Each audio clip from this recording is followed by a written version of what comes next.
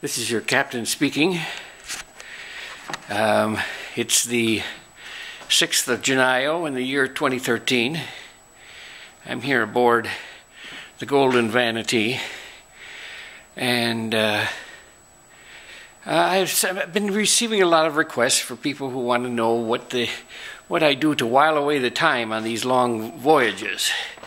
And so I thought I would show you some of my pastimes here.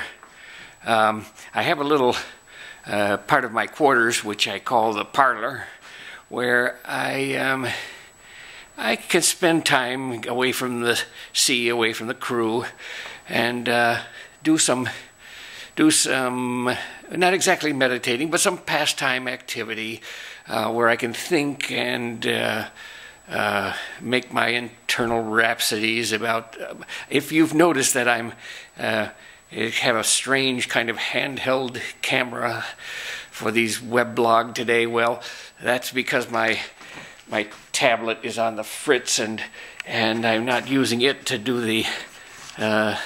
this little diary. The fact is, a lot of what I do are not scrimshaw, but jigsaw. I've laid aboard a healthy supply of jigsaw puzzles that I can use to sort of pass the time on the journey. A bit of some historical ones and some more contemporary ones up there, and I use these to think and work, and usually I take some notes while I work on here as well in the captain's physical log. Actually, right now I'm working on one from 1933, Tuco picture puzzle. Nice, interesting, big, thick pieces. It's a little difficult to do because it doesn't have the pieces aren't interlocking.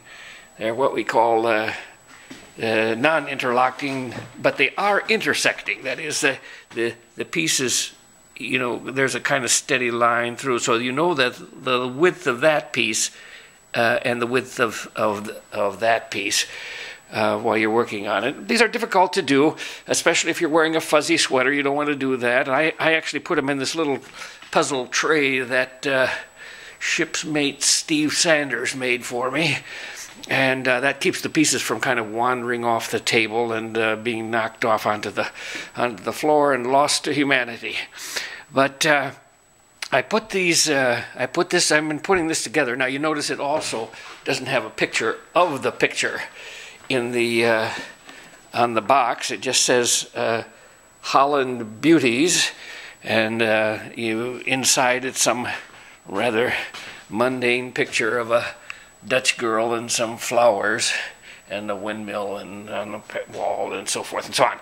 Anyway, not so exciting material, but it is putting it together is problem solving, and a captain has to stay alert. You have to keep thinking about what you're doing so that you keep the mind fresh, even though the sea has this numbing consistency about it. You need the constant sea.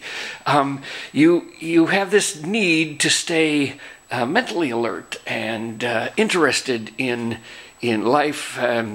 There's a certain loneliness to life in the sea, particularly because there's this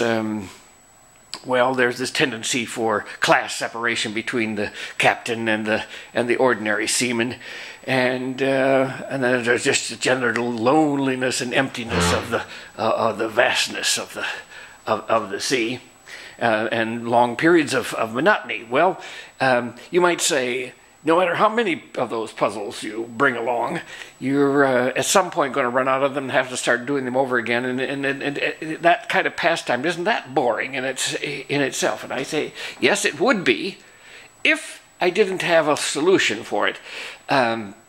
One is to use it for mental exercise, to do little things like this little lecture on jigsaw methodology, or I can make I have some old puzzles. I can talk about the history and the methodology and the aesthetics of jigsaw puzzles, the different pictures that go on and so forth. More about that later, but just for today, a little brief orientation to what it is that I do with these, that I do while I'm working on these things.